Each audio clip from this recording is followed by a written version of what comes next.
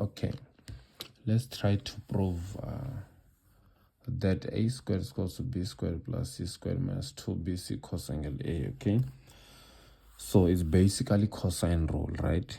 So always when you have something like this, the subject of the formula here on your left vertex is going to be cap a, on your right vertex is going to be cap c.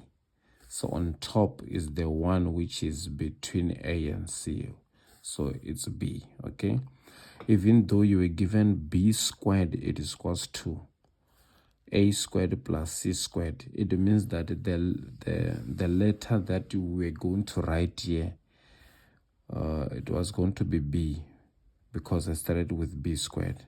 The cap b, cap c, and then the one on top was going to be cap a. All right, so now let's try to prove this. So basically you need to construct the perpendicular height. Once it touches the base here, you produce any letter. It can be d. Okay, so now you know that this is your perpendicular height, and there is 90 degrees here. Okay, so okay, from there you have to name the length of AD, because we do not know the exact values. You can use x, you name it x. And then from D to C, just because AC it is given by AD plus DC, therefore the length of DC will be B minus x, B minus x. So this will be triangle number 1, and this will be triangle number 2. You always start with triangle number 1 on your right. Okay, right angle triangle number 1. So you're going to say in triangle BDC, right? Just because this equation, it looks like a Pythagoras theorem, you're going to use Pythagoras theorem. You're going to say a squared, it is equals to b minus x squared plus h squared. So you need to expand and multiply this. Okay, so a squared is equals to b squared minus 2b x plus x squared plus h squared. So you name this equation number 1.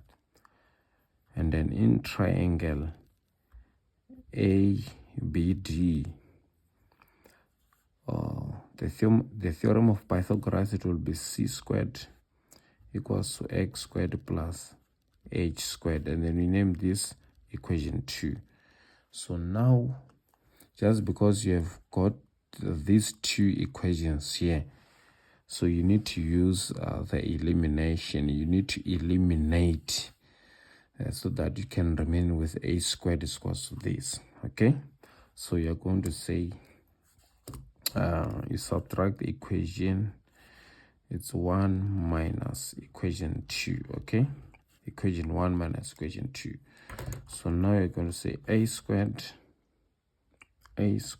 minus c squared is equals to b squared minus 2bx plus x squared minus x squared plus h squared minus h squared. So positive and negative will cancel, and this will cancel as well, and then remain with 0. Will remain with 0 for this part here.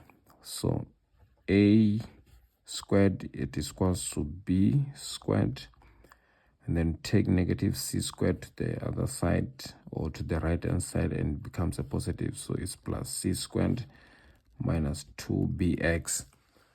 Okay, so now we have to look for this x, because from this equation here we do not have x, so you need to get rid of this x. Okay, so you're going to triangle 2, and then you look for x, right? You need to solve for x. So you're going to say, just because there is cos here, you're going to say the cos of angle A, this angle here, cos of angle A, it is equals to the adjacent side of this angle is x divided by the hypotenuse c. So this will be divided by 1 and you do the cross multiplication. X times 1 is x equals to c times cos angle A. It's c cos angle A. So now you can come here and replace x by c cos angle A. Let me write it here. So a squared, it is equals to b squared plus c squared minus 2b, where there is x replaced by c cos angle A. So this will be c cos of angle what? A. Cos of angle A. So guys, we have proved that a squared is equal to b squared plus c squared minus 2bc cos of angle A. So whenever you were requested to prove b squared is equal to a squared plus c squared minus 2ac cos of angle B, it means that this vertex here, it was going to be the cap B, and this vertex here, it was going to be cap C, and the one on top was going to be A. The very same thing applies when you have c squared equals to a squared plus b squared minus 2ab cos angle C. This vertex here, you're going to name it C, okay? And then this one here, you're going to name it B. And then this one here, it was going to be A, okay? In that procedure. So now make sure that you go through this video. So if you want to prove b squared, you can try on your own, right? And then you follow the very same procedure that I've used here.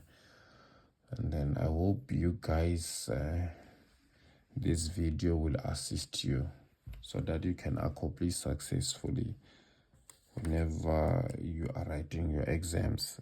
Thank you very much.